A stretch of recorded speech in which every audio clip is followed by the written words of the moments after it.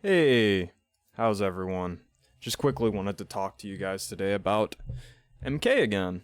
So, wanted to talk about perspectives. So, I have come across an impasse when it comes to MK, and I've kind of accepted that this game is modeled in a way that requires a different perspective. And the reason why I say that is because I've been trying out other games, other fighting games, and just kind of understanding some of their basics. And MK does not fit a lot of the basics. A very simple thing is jump ins, and I've talked about jump ins before. And a lot of people have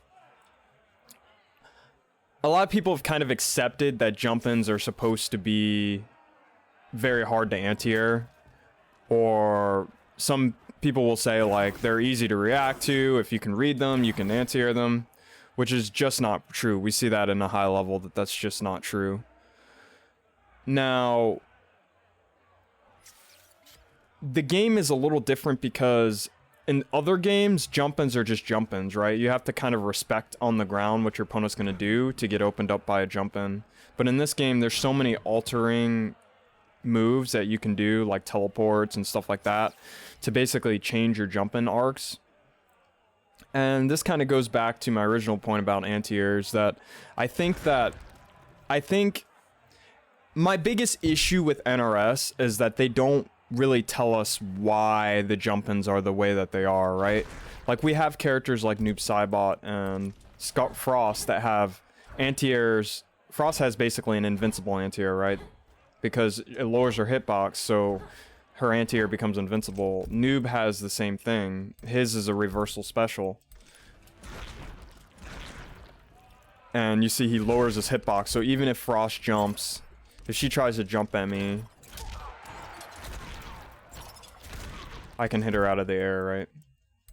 Now, there are some games where anti-airs are so easy to do.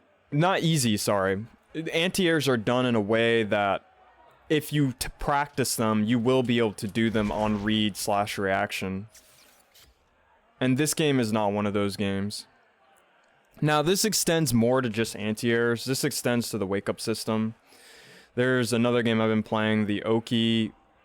It's clear that the Oki gives advantage to the attacker. You have to spend meter to do an unsafe wake-up.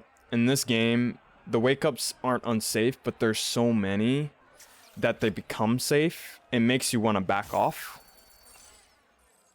And I've just kind of accepted, I think NRS doesn't, the biggest issue is NRS doesn't tell us what they want.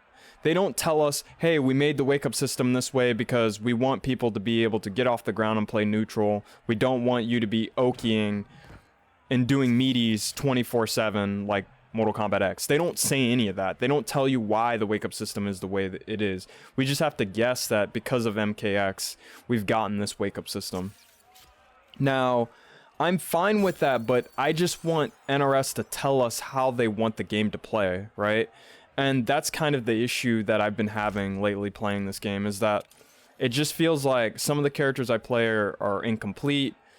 They don't have the tools that they need to win. Now, I'm not excusing my ability to get better at playing those characters, but what I am saying is there are some fundamentals that I've just kind of accepted that are different in this game, and for that reason, I just have to branch out and try other things to change my fundamentals and understand how to properly play multiple different fighting games at a time, not just one, right? Because I feel like sometimes when you play MK specifically, and I think this happens to a lot of people who play strictly MK, and it sucks because MK is a game where most the time you become casual. You're casual at first and you become competitive.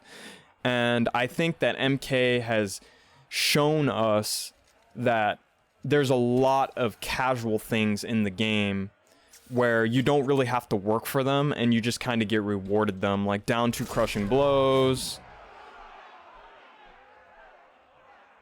I'm gonna have to cut that out, but down to crushing blows, and you know, being able to do standing wake up attacks because you have so many wake up options that your opponent's respecting you, not being able to anti-air, being able to break away punish someone, so getting rewarded a combo for breaking in the combo.